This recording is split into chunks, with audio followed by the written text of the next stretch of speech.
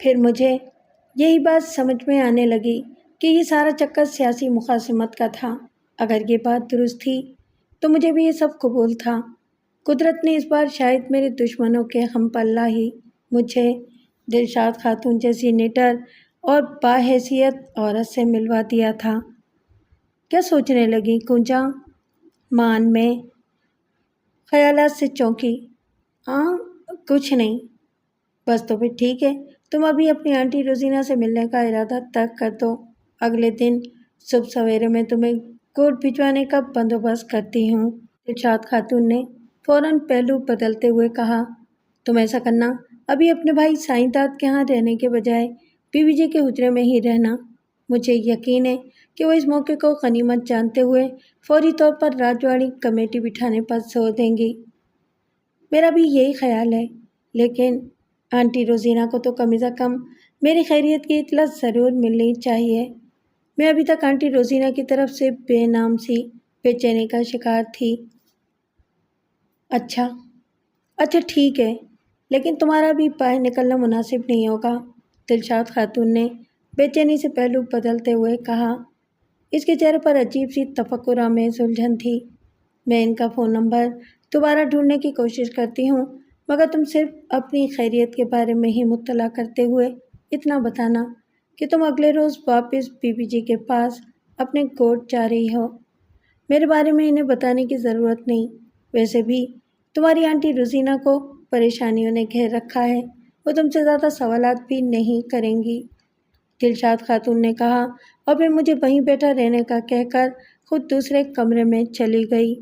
کچھ دیر بعد وہ لوٹی تو اس کے ہاتھ میں ایک چھوٹا سا کاغذ نظر آ رہا تھا، دوسرے ہاتھ میں موبائل فون۔ شاید اس نے آنٹی روزینہ کا فون نمبر حاصل کر لیا تھا۔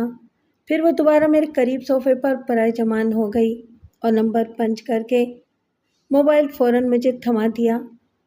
بات کرو، اگر کوئی اور ہو تو اسے بھی پیغام کے طور پر اپنی خیریت سے بتا دینا کافی ہوگا، دلشاد خاتون نے مجھے کہا، اور میں نے اس بات میں اپنا سر ہلاتے ہوئے موبائل کان سے لگا لیا۔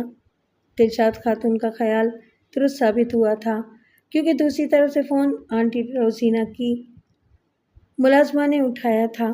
وہ گھر میں موجود نہ تھیں، لہٰذا میں نے ملازمہ کی آواز سن کر دلشاد خاتون کی ہدایت کے مطابق اسے اپنی خیریت کی اطلاع دیتے ہوئے مزید کوئی گفتگو کیے بغیر فون بند کر دیا۔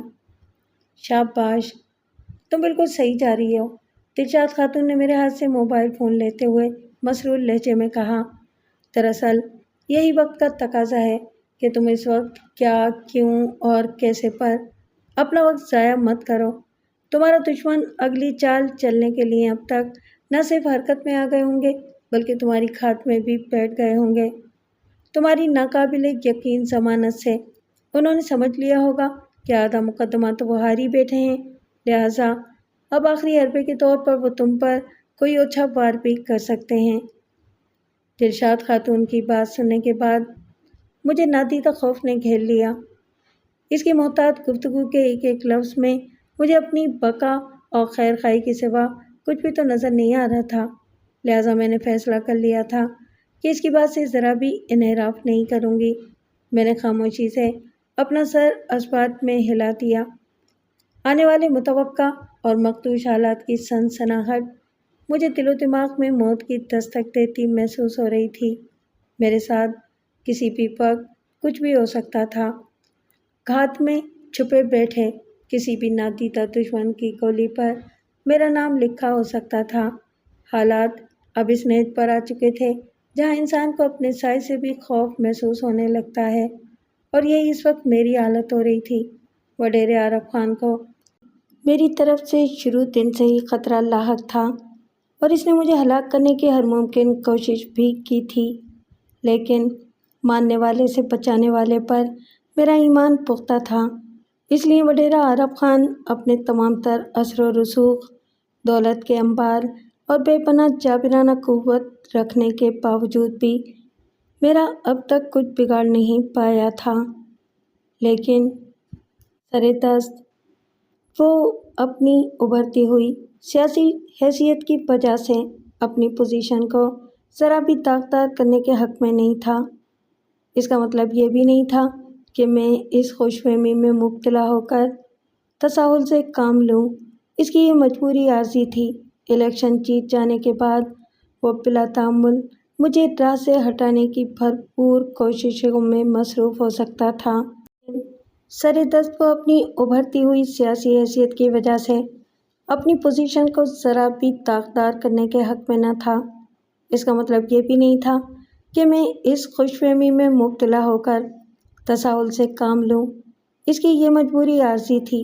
الیکشن جیت جانے کے بعد وہ بلا تعمل مجھے راہ سے ہٹانے کی براہ راست کوششوں میں مصروف ہو سکتا تھا، لیکن میری دلی خواہش تھی کہ میں سنہری موقع سے فائدہ اٹھاؤں اور اپنے اوپر کیے گئے انسانیت سوز مظالم کی اس مردود عارف خان کو ایسی عبرتناک سزا دوں جو اس کو کسی کوڑ زدہ شخص اور خارش زدہ کتے کی طرح کر دے، اور وہ ساری عمر زندہ لاش کی طرح اپنے ہی زخموں کو دیکھتے ہوئے انہیں چاٹتا رہ جائے۔ میری اولین کوشش یہی تھی کہ میں عام انتخابات سے پہلے کوٹ جا کر وڈیرے عارف خان کو راجوانی فیصلے میں گھسیٹوں اور لوگوں کے سامنے اس کا اصل اور مکروہ چہرہ بے نقاب کر دوں۔ دلشاد خاتون کی یہ بات بھی میرے دل کو لگی تھی کہ وہ وڈیرے عارف خان کے اس مکروہ کردار کو اخبارات میں خوب اچھالے گی، یوں اس کی سیاسی موت واقع ہو سکتی تھی۔ یہ سب سوچتے ہوئے اچانک میرے ذہن میں ایک خیال بجلی کی طرح کوندا۔ مجھے اچھی طرح یاد تھا کہ شینا کا دشمن نمبر 1 اعجاز کھوڑو، جو اس کی ماں میڈم حاکم زادی کا بھی قاتل تھا، اس نے بھی اپنے رقیب وڈیرے عارف خان کو زیر کرنے کے لیے کچھ ایسے تصویری دستاویز حاصل کر لیے تھے جن سے بآسانی یہ بات ثابت ہو سکتی تھی کہ وڈیرے عارف خان کے لاڑکانہ کی مشہور نائکا پتلی بائی کے کوٹھے کی معروف حسین ترین مغنیہ طوائف حاکم زادی یعنی شینا کی ماں کے ساتھ گہرے تعلقات تھے، جو بعد میں شنیلا عرف شینا کی ناجائز ولادت پر ختم ہو گئے، مگر بعد میں نہ جانے کس طرح شینا نے اپنے بدترین اور سفاک دشمن اعجاز کھوڑو کے پاس یرغمال ہونے کے باوجود بڑی جرأت مندی کا مظاہرہ کرتے ہوئے وہ اہم دستاویزی ثبوت اپنے قبضے میں کر لیے تھے، اور اب وہ آنٹی روزینہ کے پاس ہی محفوظ تھے، جو میڈم حاکم زادی کی چھوٹی بہن اور شینا کی خالہ تھیں۔ یہ خیال آتے ہی میری رگوں میں خون تیزی کے ساتھ گردش کرنے لگا۔ میں وہ تحریری اور تصاویری ثبوت آنٹی روزینہ سے حاصل کر سکتی تھی جو ظاہر ہے وہ میرے عزائم کی پوری تفصیل جاننے کے بعد ہی میرے حوالے کرتیں، لیکن وہ مجھ سے دلشاد خاتون کے بارے میں بھی پوچھ سکتی تھیں، جبکہ دلشاد خاتون ابھی خود کو میرے خیر خواہوں کے سامنے ظاہر کرنے سے اجتنابی برت رہی تھی۔ اچانک مجھے آنٹی روزینہ کی وہ بات یاد آ گئی جو ایک دن تھانے کے لاک اپ میں مجھ سے ملاقات کے دوران میں انہوں نے کہی تھی کہ وہ بھی وڈیرے عارف خان کے خلاف اپنی تنظیم رہبر حقوق نسواں کے ذریعے اخبارات میں میری درد انگیز کہانی کو منظر عام پر لانا چاہتی ہیں، لیکن بہرحال انہوں نے اپنی بہن حاکم زادی اور ان کی ناجائز بیٹی شینا سے متعلق ان اہم خفیہ دستاویز کو آشکارا کرنے کے عزم کا اظہار نہیں کیا تھا، اور اب بھی ایسا ہی لگتا تھا کہ وہ کسی بھی طرح اور کسی بھی صورت میں ایسا کرنا بھی نہیں چاہتی تھیں، کیونکہ اس طرح خود ان کی اور شینا کی سماجی حیثیت متاثر ہونے کا احتمال تھا، اور ظاہر ہے میں بھی یہ کس طرح چاہ سکتی تھی کہ میں اپنی ذاتی قرض کی خاطر اپنے ہی بہی خواہوں کی عزت داؤ پر لگاؤں۔ یہ سوچنے کے بعد میں نے یہ خیال لی اپنے دل و دماغ سے نکال پھینکا۔ میں سمجھتی تھی کہ اگر صرف میرے معاملے کے سلسلے میں ہی وڈیرے عارف خان کو اس کے کوٹ میں راجوانی فیصلے میں شکست کا سامنا ہو جائے تو یہی میرے لیے بڑی فتح ہوگی۔ مجھے اور دلشاد خاتون کو اسی طرح باتیں کرتے ہوئے تقریباً 2 گھنٹے گزر گئے۔ اسی دوران میں ملازمہ نورا نے آ کر صاحب کے آنے کی اطلاع دی۔ جانے کیوں مجھ پر صاحب کی آمد کا ایک بے نام سا رعب پڑنے لگا، لیکن یہ رعب اور دبدبا اس وقت بالکل ہوا میں تحلیل ہو گیا۔ جب میں نے ان کا باقاعدہ سامنا کیا اور ان سے ایک سرسری ملاقات کے بعد ہی میری بھاپتی نگاہوں نے محسوس کر لیا کہ صاحب ایک تپو شوہر تھے۔ حالانکہ میں جس دھرتی سے تعلق رکھتی تھی وہاں شوہروں کو خالصتاً مردانہ حیثیت حاصل ہوتی ہے، مگر یہاں معاملہ اس کے برعکس تھا۔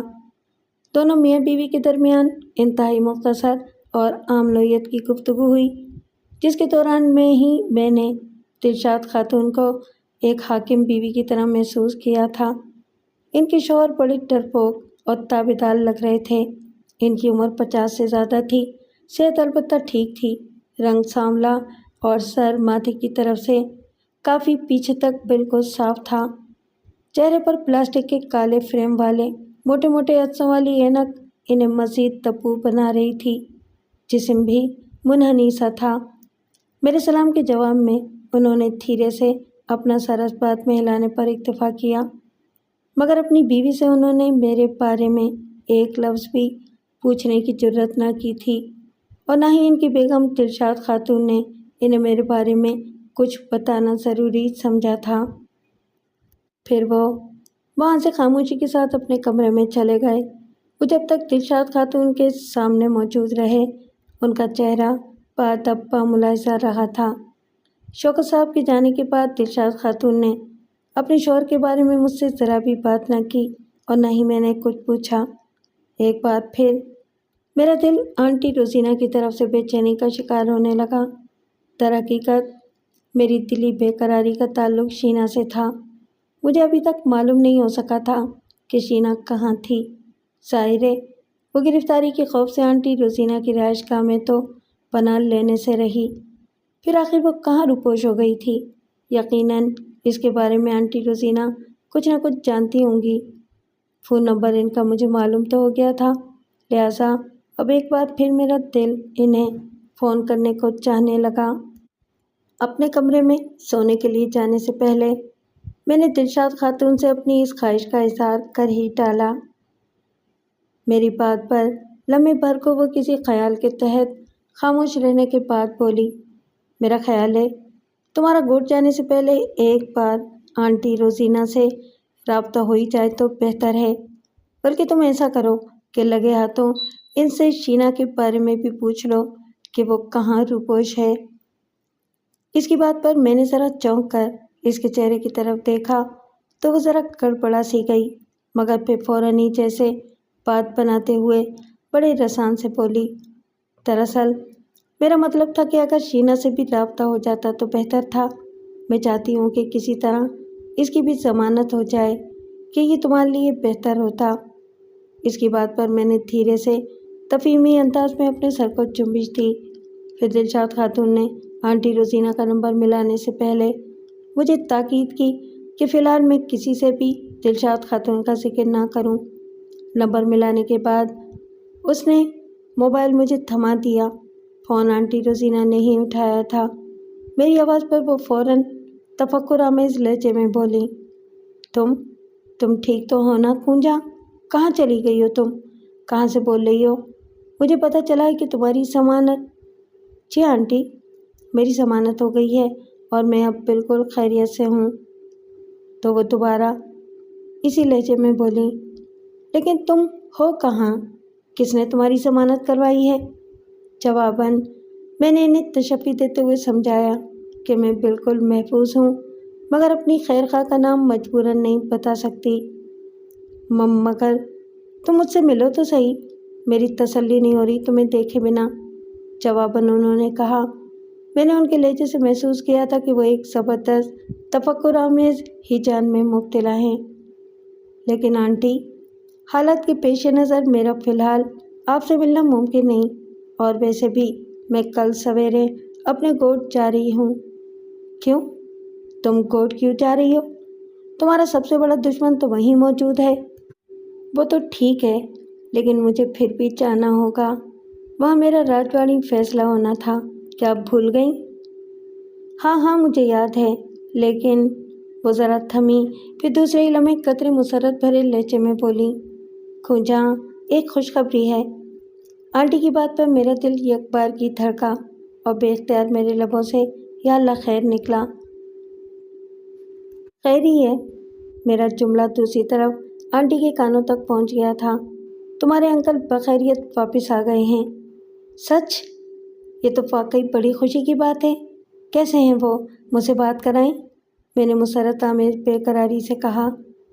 وہ بالکل ٹھیک ہیں اور آرام کر رہے ہیں۔ ملو گی تو تفصیل بتاؤں گی۔ اللہ سائیں تیرا لاکھ لاکھ شکر ہے۔ بے اختیار دعائیہ کلمات میرے لبوں سے نکلے۔ آنٹی، مگر وہ تھے کہاں اتنے دن؟ یقین کریں ان کی واپسی کا سن کر میرے حوصلے بلند ہو گئے ہیں۔ تم ویسے ہو تو اسی شہر میں ہی نا؟ میری بات کا جواب دینے کے بجائے اچانک آنٹی نے پوچھا۔ جی ہاں، میں ادھر ہی ہوں، لاڑکانہ میں۔ آنٹی، ایک بات پوچھوں؟ میں نے کہا۔ ہاں ہاں پوچھو۔ آنٹی، کیا آپ مجھے شینا باجی کے بارے میں بتائیں گی؟ وہ بیچاری کہاں ہیں؟ مجھے ان کی طرف سے بہت شدید پریشانی لاحق ہے۔ میرے سوال پر آنٹی کسی سوچ میں غلطہ ہو گئی تھیں۔ جواباً دوسری طرف خاموشی چھا گئی تھی۔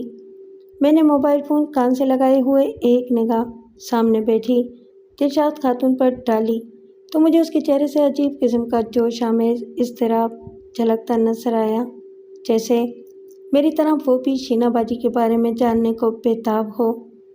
گونجا۔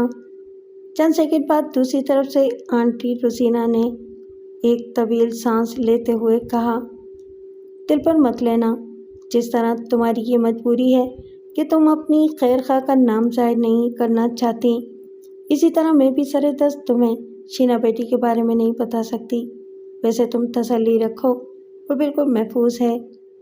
ان کی بات پر میں نے جھٹ سے کہا، دراصل آنٹی، جنہوں نے میری ضمانت کروائی ہے وہ چاہتے تھے کہ کسی طرح شینا باجی کی بھی قبل از وقت گرفتاری ضمانت کا بندوبست کریں۔ وہ تو ٹھیک ہے، لیکن اب تمہارے انکل آ گئے ہیں، وہ سب سنبھال لیں گے۔ مگر گونجا، میرا تمہیں بھی یہی مشورہ ہے کہ کوٹ جانے سے پہلے مجھ سے اور اپنے انکل لال محمد سے ایک ملاقات کر ہی لو۔ آنٹی کی بات پر میں نے مستفسرانہ نگاہوں سے ایک لمحے کو دلشاد خاتون کی طرف دیکھا تو اس نے میری طرف دیکھتے ہوئے خاموشی سے اپنا سر نفی میں ہلا دیا۔ میں اس کی بات کا مطلب سمجھتے ہوئے آنٹی سے بولی، ٹھیک ہے آنٹی، میں کوشش کرتی ہوں، ویسے ابھی یہ میرے لیے بہت مشکل ہے۔ اچھا، جیسا تم بہتر سمجھو، آنٹی نے مہم سے لہجے میں کہا۔ پھر دعائیہ کلمات کے بعد میں نے رابطہ منقطع کر کے موبائل فون دلشاد خاتون کی طرف بڑھا دیا۔ کیا انسپکٹر لال محمد صاحب واپس آ گئے ہیں؟ دلشاد خاتون نے موبائل مجھ سے لے کر بغور میرے چہرے کی طرف دیکھ کر پوچھا۔ جی ہاں، میں نے مختصراً جواب دیا۔ مجھے جہاں انکل لال محمد کی بخیریت واپسی کی خوشی ہو رہی تھی، وہاں میرے دل کو ایک عجیب سی نامعلوم الجھن نے بھی جکڑ لیا تھا۔ اور شینا کا پتہ بتایا آنٹی نے؟ نہیں، بس وہ ملاقات کے لیے زور دے رہی تھیں، کہہ رہی تھیں کہ کوشش کرو کوٹ جانے سے پہلے مجھ سے ایک بار مل لو۔ یہ بتاتے ہوئے میں نے اس کے چہرے کی طرف دیکھا۔ میری بات پر اس کے چہرے پر گہری پرسوچ خاموشی سی چھا گئی۔ جب اس کی خاموشی طول پکڑنے لگی تو میں نے رائے طلب لہجے میں اس سے پوچھا، آپ کا کیا خیال ہے میڈم کہ مجھے ان سے مل لینا چاہیے؟ میرے استفسار پر وہ گومگو سے لہجے میں بولی، میرا تو خیال ہے کہ اس کا کوئی فائدہ نہیں، یہ وقت ضائع کرنے کی بات ہی ہوگی اور اپنے گرد نادیدہ خطرات کا گھیرا بھی تنگ کرنے کا باعث ہوگا۔ ویسے تمہاری مرضی۔ اس نے پرخیال لہجے میں اپنے خیالات اور خدشات کا اظہار کیا تو مجھے اس کی بات میں وزن محسوس ہوا، جبکہ میں خود جلدی سے جلد کوٹ پہنچ کر وڈیرے عارف خان کے خلاف راجواڑی میں کارروائی کو آگے بڑھانا چاہتی تھی۔ لہٰذا میں نے دلشاد خاتون کی بات سے اتفاق کرنا ہی مناسب سمجھا۔ دلشاد خاتون بھی میری بات سے مطمئن نظر آنے لگی۔ اس کے بعد اس نے مجھے سونے کے لیے کمرے میں بھیج دیا۔ نورا کے ساتھ میں اپنی خوابگاہ میں آئی۔ یہ قدرے مختصر سا مگر آرام دہ کمرہ تھا۔ اس وقت رات کے 11 بجنے والے تھے۔ میں نے دوپہر میں خوب نیند لی تھی، اس لیے نیند میری آنکھوں میں اترنے کا نام ہی نہیں لے رہی تھی۔ اس میں کچھ دخل پریشان کن خیالات کا بھی تھا۔ مجھے اس بات کا اندازہ ہو چلا تھا کہ وڈیرے عارف خان سے انتقام لینے کا یہی بہترین اور سنہری موقع ہے، تو میرے اندر ایک جوش آمیز سنسنی پھیل گئی تھی۔ میرا بس نہیں چل رہا تھا کہ میں اڑ کر کوٹ جا پہنچوں اور کسی بھی طرح انتخابات سے پہلے عارف خان کو راجواڑی میں گھسیٹوں۔ میری طرح میرے بہی خواہوں کا بھی یہی خیال تھا کہ اس سیاسی مہم کے دوران میں وڈیرے عارف خان کا یہ بہت بڑا نقصان ہوگا۔ اسی طرح کے خیالات کی یورش نے نیند کی مہربان دیوی کو میری آنکھوں سے دور ہی رکھا تھا۔ رات کا نہ جانے کون سا پہر ہو چلا تھا، کمرے میں ہلکے پاور کا بلب روشن تھا، دل نہ جانے کیوں نادیدہ خدشات میں گھرا ہوا تھا کہ اچانک میں ایک آواز پر چونکی۔ پرسکوت خاموشی کے باعث وہ ذرا سی آواز چور کھٹکے ہی کی طرح محسوس ہوئی تھی۔ میں بری طرح ٹھٹکی، یکدم رگوں میں خون کی گردش تیز ہو گئی۔ خوف اور دہشت میں جکڑے ہوئے دل کی حالت ہی کچھ ایسی ہو گئی تھی کہ پتا بھی کھڑکتا تو دل تیزی سے دھڑکنے لگتا تھا۔ میں بآہستگی بیڈ سے اتری اور نہایت دبے پاؤں کمرے کی اس کھڑکی تک آئی جو دوسری طرف ڈرائنگ روم میں کھلتی تھی۔ کھڑکی زیادہ بڑی نہ تھی، مختصر سی چوپی چوکھٹ میں سرکنے والے شیشوں کے دو چھوٹے پٹ نصب تھے۔ کھڑکی کے قریب پہنچ کر میں نے اس پر جھولتے ہوئے خوشنما پردے کو ذرا سرکا کر ڈرائنگ روم میں نظر ڈالی۔ وہاں زیرو پاور کی مدھم نیلگو روشنی میں مجھے 3 افراد کے حوالے دکھائی دیے۔ 2 تو قدرے دراز قامت تھے جبکہ تیسرا درمیانے قد کا مالک تھا۔ بغور دیکھنے پر میں درمیانے قد والے تیسرے حولے کو پہچان گئی۔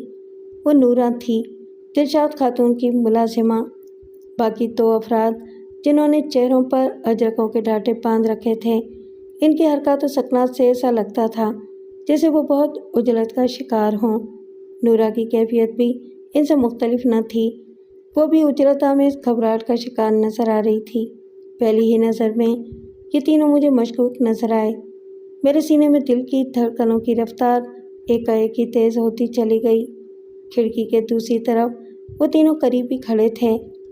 میں نے سوچا کہ اگر میں ہمت سے کام لیتے ہوئے کھڑکی کا پٹ ذرا کھسکا کر ان کی باتیں سننے کی کوشش کروں تو یقیناً ان کے عزائم کے بارے میں جان سکتی تھی۔ وہ 2 ڈھاٹا پوش اجنبی کون تھے اور رات کے اس وقت چوروں کی طرح نورہ کے ساتھ کس قسم کی خسر پسر میں مصروف تھے؟ وہ کیا ارادہ رکھتے تھے یہ میں نہیں جانتی تھی، لیکن کسی پراسرار گڑبڑ کا مجھے احساس ہو چکا تھا۔ ایسی گڑبڑ جس میں دلشاد خاتون کے بجائے صرف اس کی ملازمہ نورہ ملوث ہو۔ اسی لمحے میں نے دیکھا نورہ دبے پاؤں وہاں سے غائب ہو گئی۔ وہ دونوں ڈھاٹا پوش محتاط انداز میں وہیں کھڑے رہے۔ مجھے یہ اندازہ لگانے میں دیر نہ لگی کہ نورہ شاید کوئی سنگل لینے کے لیے کہیں گئی تھی اور جب وہ لوٹے گی تو ضرور ان دونوں مشکوک افراد سے کچھ کہے گی۔ ضرور کوئی نہ کوئی خطرناک کھیل شروع ہو چکا تھا۔ اس خیال کے آتے ہی میرا حلق سوکھنے لگا تھا اور دل کی دھڑکنیں بھی بے ترتیب ہوئی جا رہی تھیں، مگر میں نے خود پر قابو پانے کی بھرپور کوشش کرتے ہوئے انتہائی احتیاط اور گھڑی کی سوئی جیسی حرکت کے ساتھ ہولے سے کھڑکی کا پٹ ذرا سرکا کر درمیان میں تقریباً ½ انچ کی متوازی لکیر بنا ڈالی۔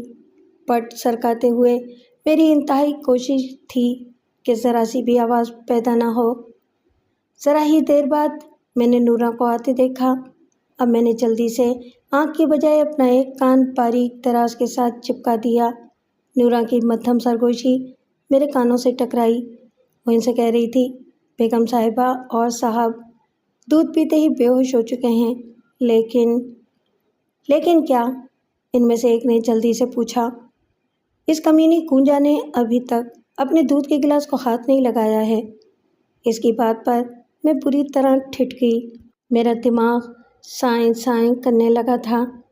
اس کا مطلب تھا وہ میرے کمرے کے دروازے کے کی ہول سے جھانک کر گئی تھی، اس طرح کہ مجھے خبر تک نہ ہوئی۔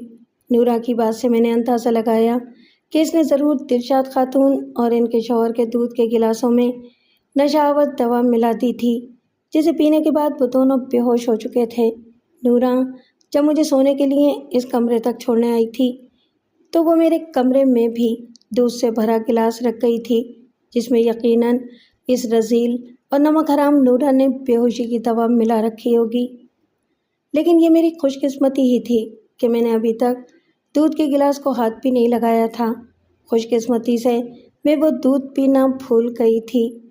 باہر طور میں اندازہ لگا چکی تھی کہ نورا نے اپنی مالکن کے ساتھ نمک حرامی کی تھی۔ سلیل عورت اپنی ہی مالکن کے دشمنوں سے مل کر اس کے خلاف کسی گہری سازش میں شریک تھی۔ لیکن پھر فوراً ہی مجھے اندازہ ہوا کہ سارا پراسرار جال میرے لیے ہی بچھایا گیا تھا، کیونکہ جب نورا نے ان دونوں کو یہ بتایا کہ کنجا نے دودھ کے گلاس کو ہاتھ بھی نہیں لگایا تو ان میں سے ایک نے قدرے درست لہجے میں کہا، کوئی بات نہیں، ہم ابھی دروازہ توڑ کر اسے اٹھا لے جائیں گے۔ ان کے عزائم جان کر یکدم میری حالت ہی غیر ہونے لگی۔ لیکن اس طرح وہ شور مچا دے گی اور بیگم صاحبہ کے گارڈز، نورا نے فکر مندی سے کہا، مگر اس کا جملہ ادھورا رہ گیا کیونکہ اگلے ہی لمحے دوسرے ٹھاٹا پوش نے زہر خند لہجے میں کہا تھا، ان کی گڑتی نہ کر، باہر ہمارے آدمیوں نے سب سے پہلے انہیں ہی قابو کیا تھا، لیکن تو نے تو سارے کمروں کی چابیاں اپنے پاس رکھی ہیں، ابھی جا کر اس چھوکری کے کمرے کا دروازہ کھول لیتے ہیں۔ چلو آؤ، جلدی کرو، ہمارے پاس وقت کم ہے، پہلے آدمی نے کہا اور پھر تینوں پھرتی کے ساتھ میرے کمرے کے دروازے کی طرف بڑھے، مگر میں اس سے پہلے ہی دروازے کی طرف دوڑی تاکہ جلدی سے اندر کی چٹکنی چڑھا دوں۔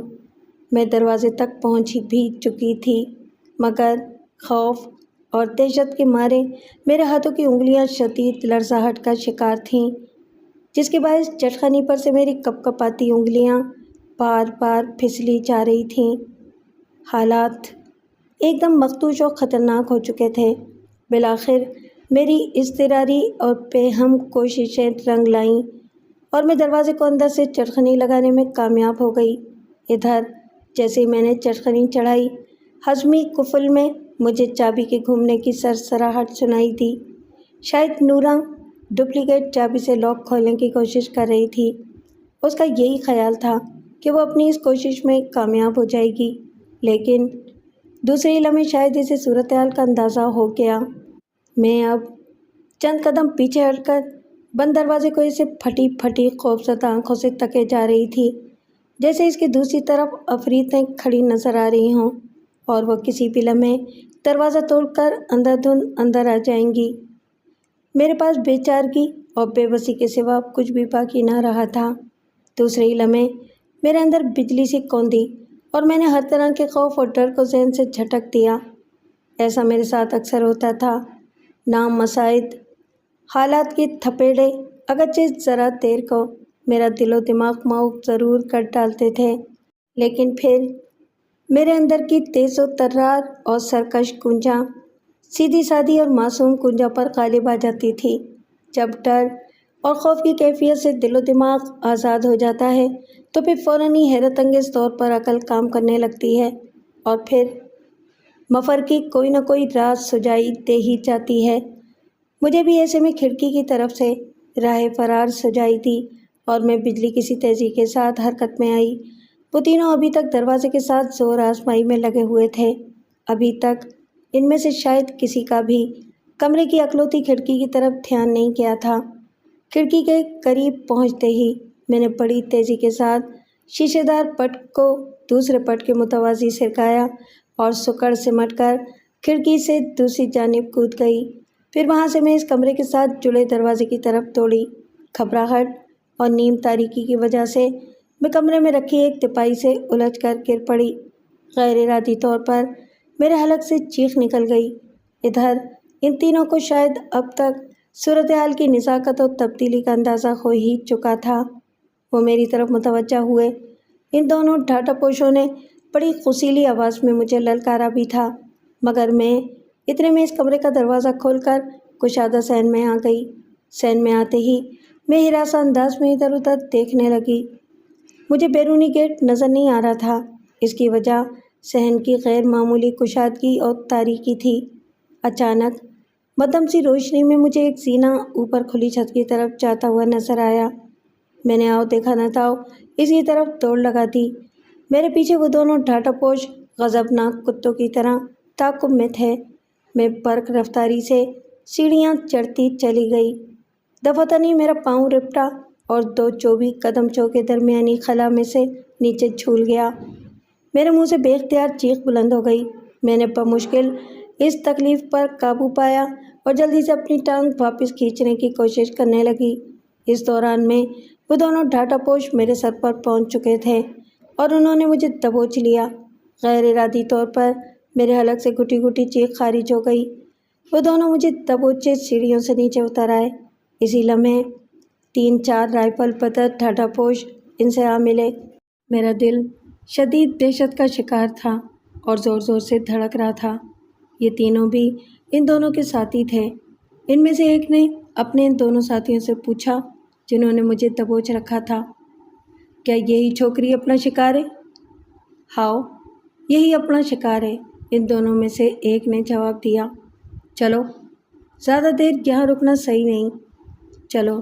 پھر ان میں سے ایک نے میرا گلا دبوچ کر خونخوار لہجے میں کہا، اے چھوکری، اگر تو نے ذرا بھی چالاکی دکھانے کی کوشش کی تو ادھر ہی تیرا کام تمام کر ڈالیں گے۔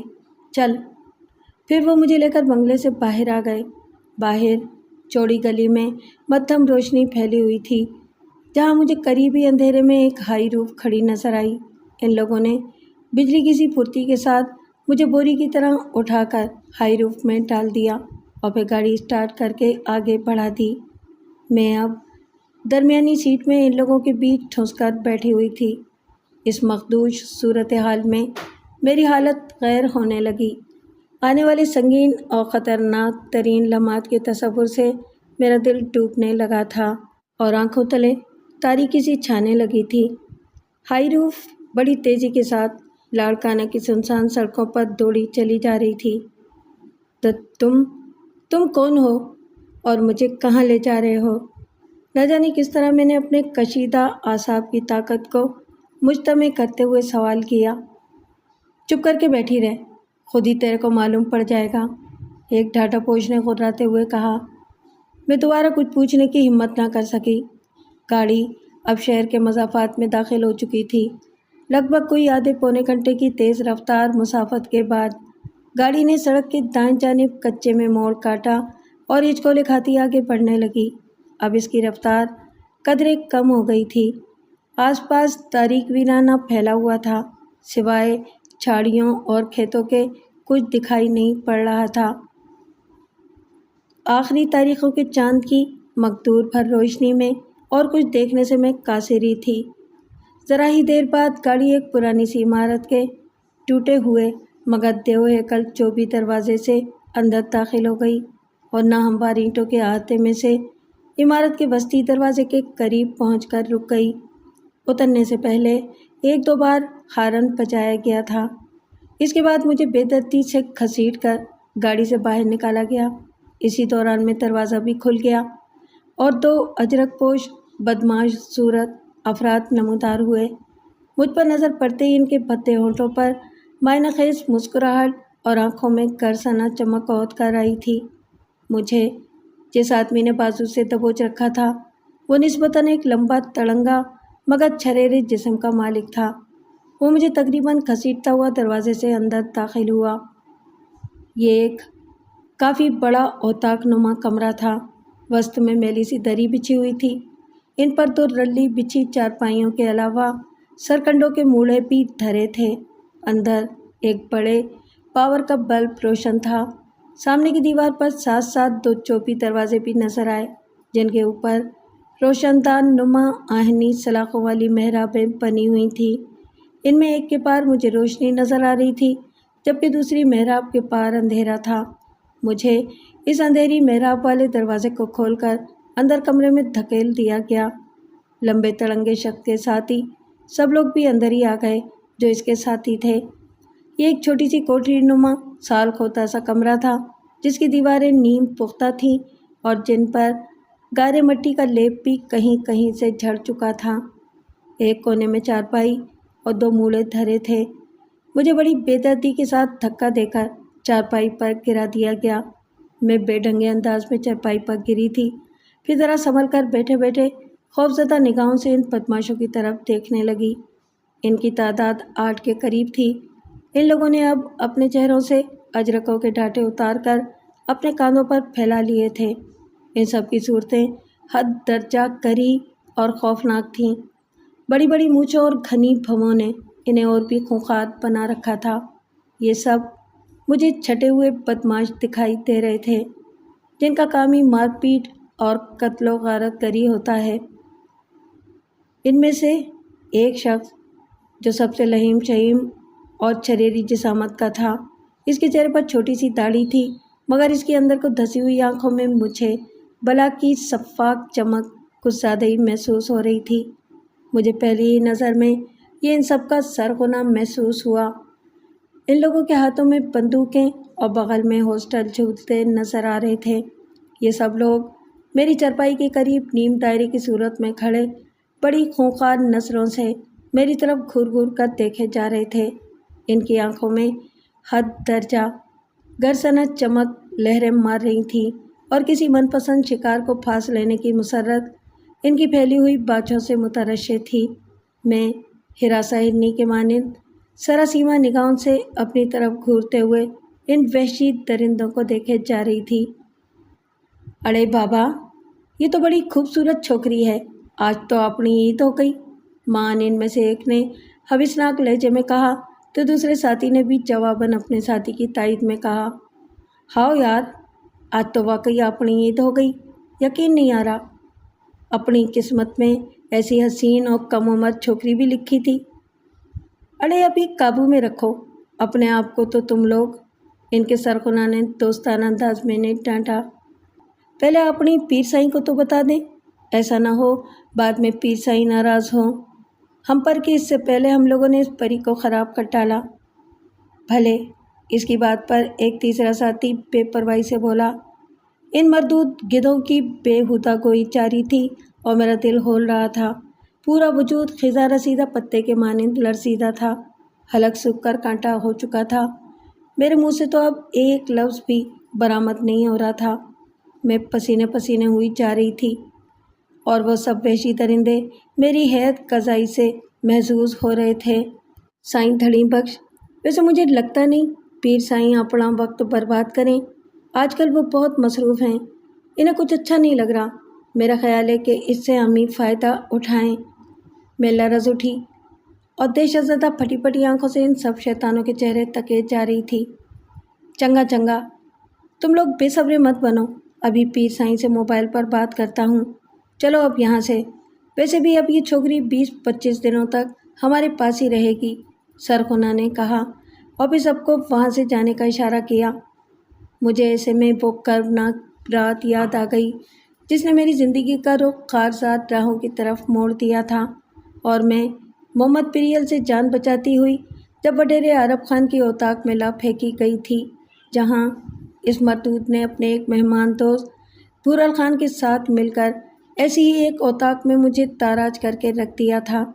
تو کیا اب بھی مجھے ایک بار پھر یہ سب باری باری ایسی ہی سولی پر لٹکانا چاہتے تھے؟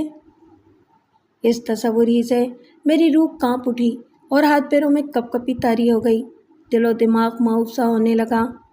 اذیتناک لمحوں کے اس وحشت انگیز سناٹوں میں داڑھی والے چھریرے شخص کی کھردری تہکمانہ آواز ابھری تو اس کے ساتھی خاموشی سے باہر نکلتے چلے گئے۔ میرے دل کو ذرا ڈھارس بندھی تو میں نے ان کی گفتگو کے دوران میں پیر سائیں کے نام پر غور کیا، جو میرے لیے سراسر اجنبی تھا، تاہم یہ بات یقینی تھی کہ مجھے کسی پیر سائیں نامی پراسرار شخص نے اغوا کروایا تھا، جو یقیناً عرب خان کے قبیلے سے ہی تعلق رکھتا ہوگا۔ ادھر اب اپنے ساتھیوں کے کمرے سے نکلنے کے بعد وہ دھڑی بخش نامی سرغنہ کمرے میں تنہا رہ گیا۔ اتنے میں اس نے ایک قریبی رکھ کے موڑے کو کھینچا اور اس پر بیٹھ گیا، پھر سرد لہجے میں مجھ سے مخاطب ہو کر بولا، تیرا نام پونجا ہی ہے نا؟ مجھ پر اس قدر دہشت طاری تھی کہ غیر ارادی طور پر میرا سر اس بات میں ہل گیا۔ تو سمجھ تو گئی ہوگی کہ ہمارا تعلق کن لوگوں سے ہے؟ وہ معنی خیز لہجے میں مکروہ مسکراہٹ کے ساتھ میری طرف بغور دیکھتے ہوئے بولا۔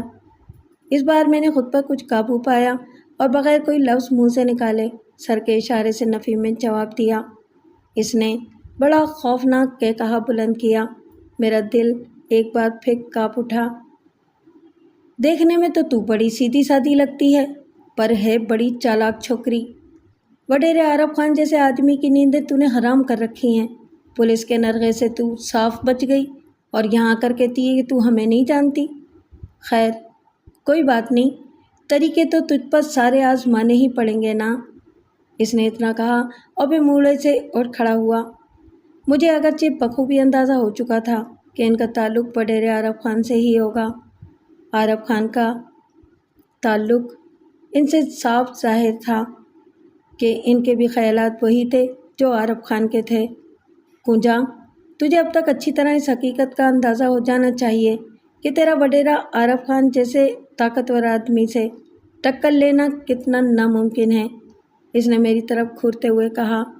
لیکن تو نے اس کی فراخ دلانہ پیشکش سے کوئی فائدہ نہیں اٹھایا، بلکہ الٹا تو اپنی اوقات ہی بھول گئی۔ اب تجھے ادھر ہی پڑے سڑتے رہنا ہوگا۔ اور اتنا کہہ کر اس نے اپنی دائیں ٹانگ چارپائی کی پٹی پر رکھی اور ایک کوہنی اپنے اکڑوں گھٹنے پر ٹکا کر میرے چہرے کے قریب اپنا خوفناک چہرہ کرتے ہوئے مکروہ لہجے میں بولا، اور اس ویرانے میں ہم سب کے ساتھ ہی رنگینیاں سنگینیاں کرنی ہوں گی۔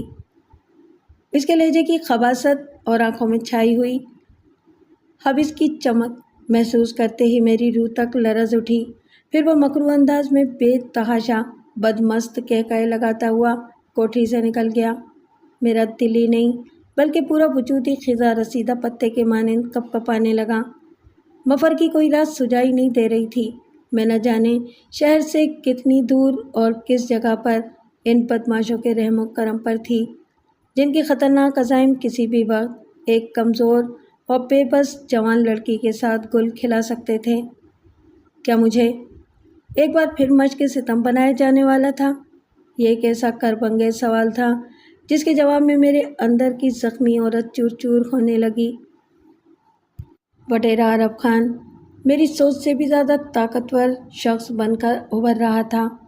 پے در پہ مجھے سازشوں کے جال اور موت کے شکنجوں میں پھنساتا ہی چلا جا رہا تھا۔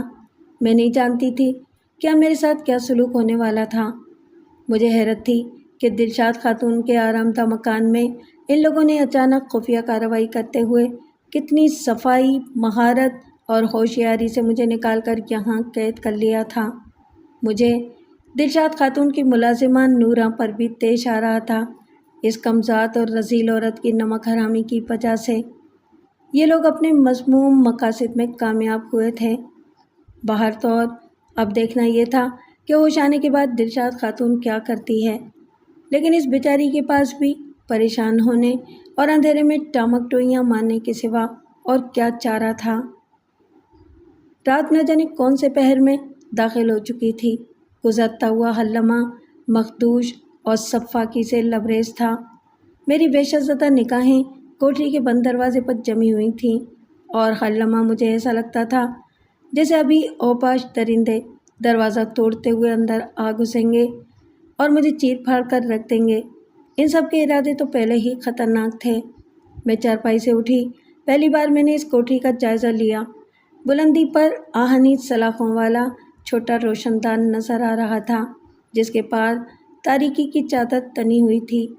میں دھیرے دھیرے قدم اٹھاتی دروازے تک پہنچی اور اسے کھولنے کی بے سود کوشش کی۔ حسب توقع اسے اپنی جگہ جمے ہوئے ہی پایا۔ دفعتاً ہی مجھے بہت سے قدموں اور بدمست کے کہوں کی آوازیں سنائی تیں۔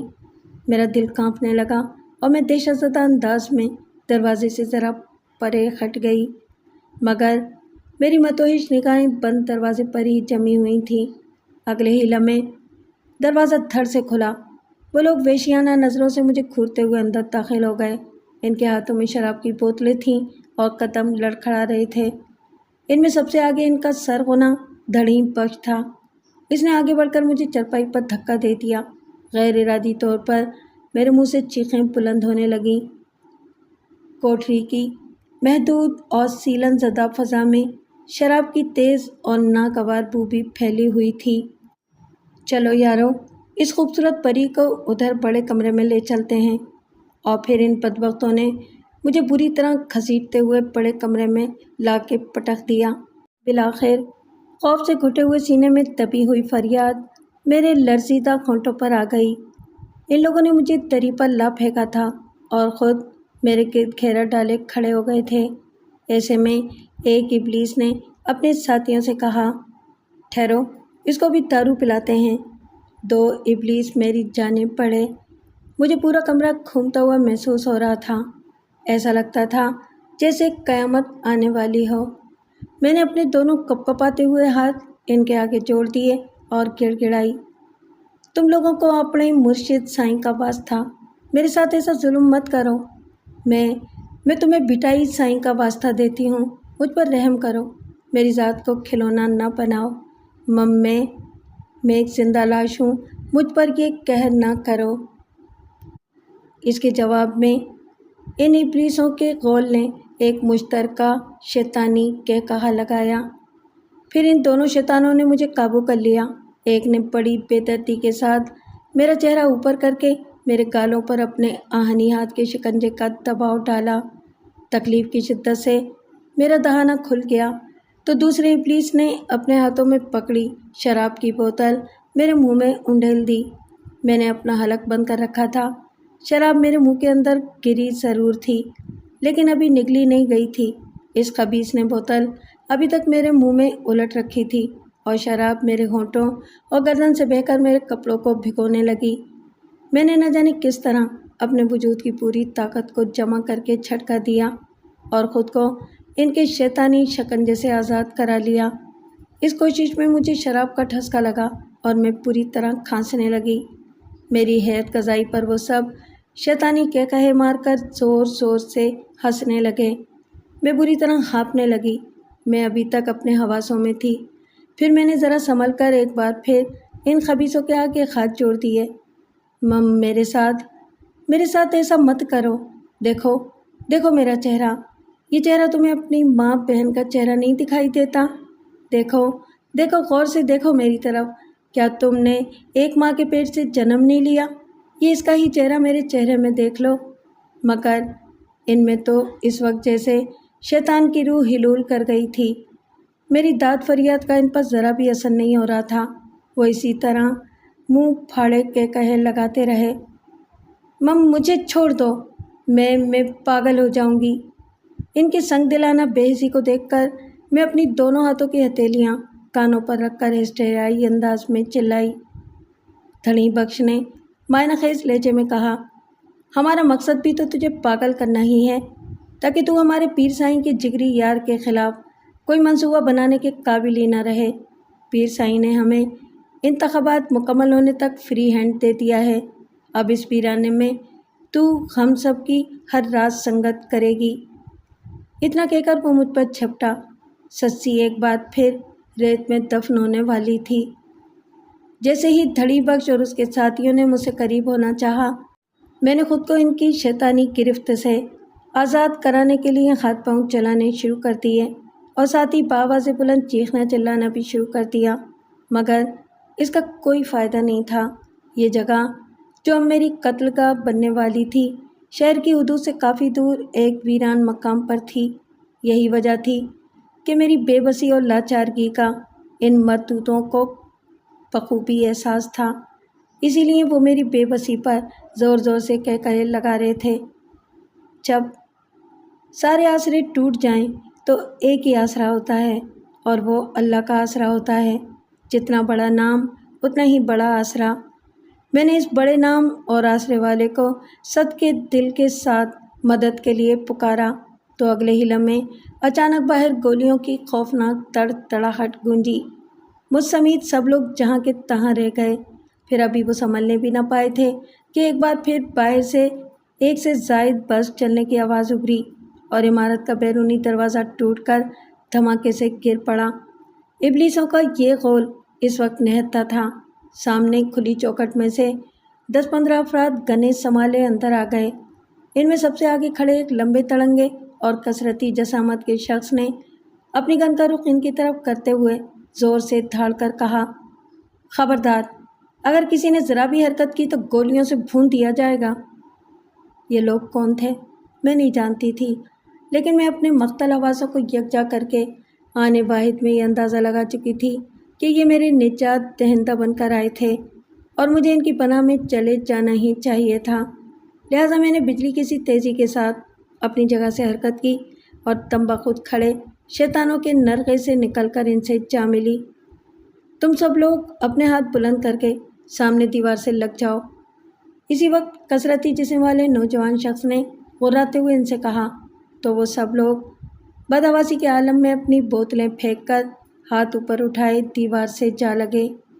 یہ دیوار کا وہ حصہ تھا جہاں 2 کوٹھری نما کمروں کے دروازے تھے۔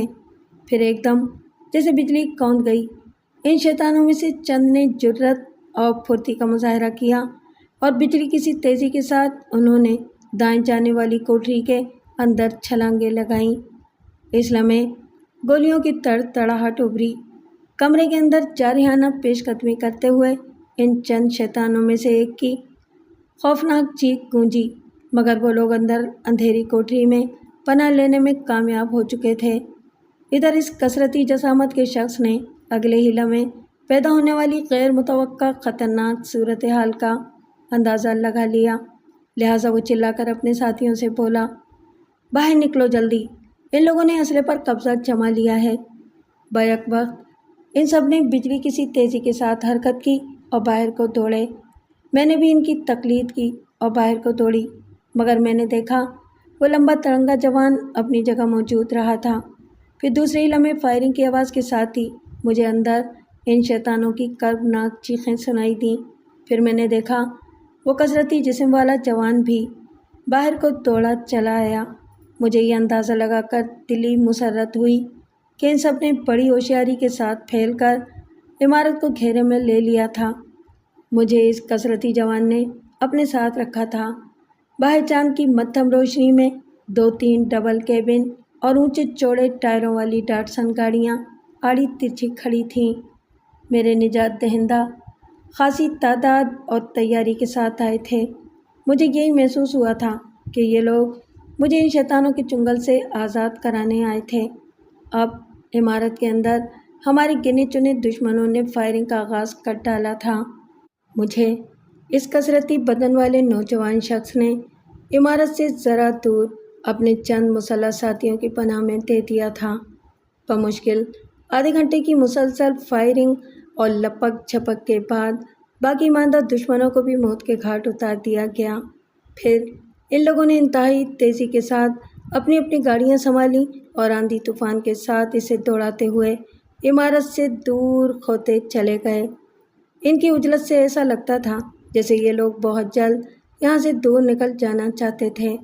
ان کا مقصد پورا ہو چکا تھا، اس لیے بھی شاید انہوں نے ایک لمحہ بھی ضائع کرنا مناسب نہیں سمجھا تھا۔ میں سب سے آگے والی گاڑی میں موجود تھی۔ میری برابر کی سیٹ پر وہی کثرتی بدن والا نوجوان بیٹھا گاڑی چلا رہا تھا۔ وہ 30-35 سالہ سانولا اور خوبرو شخص تھا۔ ان سب لوگوں نے ڈھیلی ڈھالی شلوار قمیضیں پہن رکھی تھیں، بعض کے کاندھوں پر اجرکیں تھیں۔ سامنے ہیڈ لائٹس کی روشنی میں سڑک دور تک ویران نظر آ رہی تھی۔ اسی لمحے گاڑی چلاتے ہوئے اس کثرتی نوجوان نے ایک لمحے کے لیے اپنی گردن موڑ کر گہری نظروں سے میرے چہرے کی طرف دیکھا، پھر پوچھا، تو چاک تو ہے نا؟ ان رذیلوں نے تیرے کو کوئی نقصان تو نہیں پہنچایا؟ مجھے اس کے کھرترے لہجے میں بھی ایک طرح کی دوستانہ نرماہٹ محسوس ہوئی تھی۔ ہاں میں ٹھیک ہوں، میں نے کہا۔ اگر تم لوگ وقت پر نہیں آتے تو احساس تشکر کے جذبات تلے میں اپنا جملہ پورا نہ کر سکی اور بے اختیار میری آنکھوں سے آنسو امنڈ آئے۔ اس نے مزید کوئی بات نہ کی۔ وہ اب اپنی ساری توجہ گاڑی چلانے پر ہی مرکوز رکھے ہوئے تھا۔ ہماری عقبی سیٹ پر کثرتی بدن والے شخص کے 4 مسلح ساتھی پرائے چمان تھے۔ اس کے بعد آہنی جنگلے والا کینوس کا ہوڈ تھا۔ وہاں بھی 2 آمنے سامنے مختصر سی سیٹوں پر مسلح افراد موجود تھے۔ میں نے ایک بات محسوس کی تھی کہ ان کی نظریں سپاٹ اور چہرے کسی بھی تاثر سے عاری تھے۔ بس حکم کے غلاموں کی طرح انہوں نے آنے واحد میں اپنا کام انجام دیا اور چل دیے۔ فتح و کامرانی کی جوش آمیز خوشی ان کے چہروں سے ان کا تھی۔ میری جی میں آئی کہ کم از کم میں ان کے بارے میں تو کچھ پوچھوں، لیکن ان لوگوں کی پرمتانت خاموشی دیکھ کر میں کوئی بات کرنے سے قاصر ہی رہی۔ میرے لیے کیا یہ کم تھا کہ میں ایک بڑی قیامت سے بچ گئی تھی؟ میں اب خاموشی سے آنے والے وقت کی منتظر تھی۔ ایک خیال میرے ذہن میں آ رہا تھا کہ مجھے ایک بڑی قیامت سے بچانے والے میرے یہ نجات دہندہ کہیں دلشاد خاتون سے تعلق نہ رکھتے ہوں، کیونکہ اس سے ملاقات کے دوران میں نے یہی اندازہ لگایا تھا کہ وہ میرے دشمنوں کے آگے سینہ سپر ہونے والی ایک دلیر خاتون تھی۔ ذرا ہی دیر بعد جب ہم شہر لاڑکانہ کی ایک جانی پہچانی گلی میں داخل ہوئے تو میرا خیال درست ثابت ہوا، کیونکہ گاڑی دلشاد خاتون کے بنگلے نما مکان کے گیٹ کے سامنے پہنچ کر رک گئی تھی۔ باقی دو گاڑیاں بھی عقب میں آ رکی تھیں۔ ہم دونوں دروازہ کھول کر نیچے اترے۔ اس کثرتی بدن والے شخص نے کال بیل پر انگلی رکھی اور پھر ذرا ہی دیر بعد دروازہ کھلا۔ دروازہ ایک گن بردار شخص نے کھولا تھا۔ میرے ساتھ وہ شخص اور 3 مزید افراد اندر داخل ہوئے۔ کثرتی بدن والے شخص نے تحقیرانہ انداز میں دروازہ کھولنے والے مسلح شخص سے پوچھا، میڈم اندر موجود ہیں؟ ہاں، وہ تم لوگوں کے ہی منتظر ہیں۔ لگتا ہے کہ تم لوگ کامیاب لوٹے ہو۔ اس نے میری جانب ایک نظر دیکھ کر معنی خیز مسکراہٹ کے ساتھ کہا اور ہم آگے بڑھ گئے۔ اندر کمرے میں داخل ہوئے تو دلشاد خاتون سامنے صوفے پر ہی برائے چمان نظر آئی۔ مجھ پر نظر پڑتے ہی وہ اپنی جگہ سے اٹھی اور آگے بڑھ کر مجھے گلے لگا لیا۔ تم ٹھیک تو ہو نا کونجا؟ جواباً میں نے دھیرے سے اپنا سر ہلا دیا۔ آؤ بیٹھو آرام سے، وہ قریبی ایک صوفے پر برائے چمان ہوتے ہوئے بولی۔ پھر اس کثرتی بدن والے شخص سے مخاطب ہوئی، شمس، تم نے آج بہت بڑا کارنامہ انجام دیا ہے۔ میں تمہاری شکر گزار ہوں۔ تم میری توقعات پر پورے اترے۔ کیا وہ لوگ پیر سائیں کے ہی آدمی تھے؟ اس نے آخری جملہ سوالیہ لہجے میں پوچھا تھا۔ نوجوان شخص نے مؤدبانہ لہجے میں کہا، جی میڈم، آپ کا اندازہ 100% درست ثابت ہوا ہے۔ وہ لوگ پیر سائیں کے ہی آدمی تھے جو اب اس دنیا میں نہیں رہے۔ مجھے اندازہ نہیں بلکہ 100% یقین تھا کہ یہ حرکت اسی کے آدمیوں کی تھی۔ ویسے ہمارے آدمیوں کو تو کوئی نقصان نہیں پہنچا؟ نو میڈم، وہ سب خیریت سے ہیں اور باہر میرا انتظار کر رہے ہیں۔ میرے لیے اور کوئی حکم؟ گڈ، دلشاد خاتون نے جوش آمیز مسرت سے کہا اور پھر بولی، اپنے سائیں وڈے کا میری طرف سے شکریہ ادا کرنا، اور ہاں، ہمیں اب مزید محتاط رہنے کی ضرورت ہے۔ پیر برکت علی شاہ کو میں اچھی طرح جانتی ہوں۔ اس کے میدان میں آنے کا مطلب ایک بڑی جنگ کا آغاز سمجھو، اور اپنے سائیں وڈے کو بھی اس صورتحال سے آگاہ کر دینا۔ پھر لمحہ بھر توقف کے بعد اس نے کچھ کہنا چاہا تو اچانک اس کے قریبی تپائی پر رکھے موبائل کی بیل بجنے لگی۔ قریب کھڑے ایک مسلح خدمتگار نے فوراً موبائل اٹھا کر مؤدبانہ انداز میں دلشاد خاتون کی طرف بڑھا دیا۔ ہیلو، دلشاد خاتون نے موبائل اپنے کان سے لگاتے ہوئے کہا۔ میری نگاہیں اس کے چہرے پر جمی ہوئی تھیں۔ میں نے دیکھا، دوسری طرف کی آواز سنتے ہی اس کا چہرہ کھل سا گیا۔ وہ بڑے حلاوت آمیز لہجے میں بولی، سائیں سرکار، آپ نے تو کمال کر دیا۔ اسے کہتے ہیں اینٹ کا جواب پتھر سے دینا۔ اتنا کہہ کر دلشاد خاتون نے اب تک کی ساری صورتحال مختصراً گوش گزار کر ڈالی اور پھر آخر میں اسی طرح حلاوت بھرے لہجے میں بولی، اب میرے لیے کیا حکم ہے؟ پھر دوسری طرف سے اسے کوئی ہدایت دیتا رہا، جسے سننے کے بعد وہ اپنے ہونٹوں کی دلکش مسکراہٹ کو جیسے لہجے میں سموتے ہوئے بولی، میرا بھی یہی خیال ہے کہ اب کونجا کو باڈی گارڈز کے ساتھ ہی اس کے گوٹھ روانہ کیا جائے۔ مجھے پورا یقین ہے کہ وہاں کے باقی معاملات بی بی جی خود ہی سنبھال لیں گی۔ اتنا کہہ کر وہ متانت بھرے انداز میں کچھ سنتی رہی، پھر جواباً بولی، جی سائیں، آپ فکر مت کرو، ہمارے آدمی وہاں بھی کونجا کی حفاظت کریں گے۔ جی، میں کونجا کو بھی سمجھا دوں گی۔ جی، اس حرام زادی نمک حرام نورا کو بھی عبرتناک سزا دوں گی۔ ویسے میرا بھی یہی خیال ہے، نورا ایسی تھی نہیں، ضرور اس کی کسی مجبوری سے فائدہ اٹھایا گیا ہے۔ جی سائیں، سرکار، میں تو آپ کی باندھی ہوں، جب آپ حکم کریں گے یہ باندھی کچے دھاگے سے بندھی چلی آئے گی، دلشاد خاتون نے معنی خیز انداز میں کہا اور پھر موبائل فون آف کر کے اپنے قریبی صوفے پر رکھ دیا۔ ایسے میں ایک لمحے کو مجھے جانے کیوں دلشاد خاتون جیسی باوقار عورت کا کسی سائیں سرکار کے ساتھ یہ انداز گفتگو خاصا عجیب محسوس ہوا۔ کسی غیر مرد کے ساتھ عامیانہ لب و لہجے کی گفتگو کم سے کم دلشاد خاتون جیسی باوقار عورت کو زیب نہیں دیتی تھی۔ پہلی بار میرا دل جانے کیوں دلشاد خاتون کا یہ سستا پن محسوس کر کے عجیب سے تردد کا شکار ہونے لگا تھا۔ دلشاد خاتون اپنے سامنے معتب کھڑے شخص کی طرف دیکھ کر بولی، شمس، تمہیں ایک اور ذمہ داری سونپی جانے والی ہے۔ جو حکم میڈم، شمس نے سینے پر اپنا ایک ہاتھ رکھ کر محتاطانہ انداز میں قدرے خم ہو کر کہا۔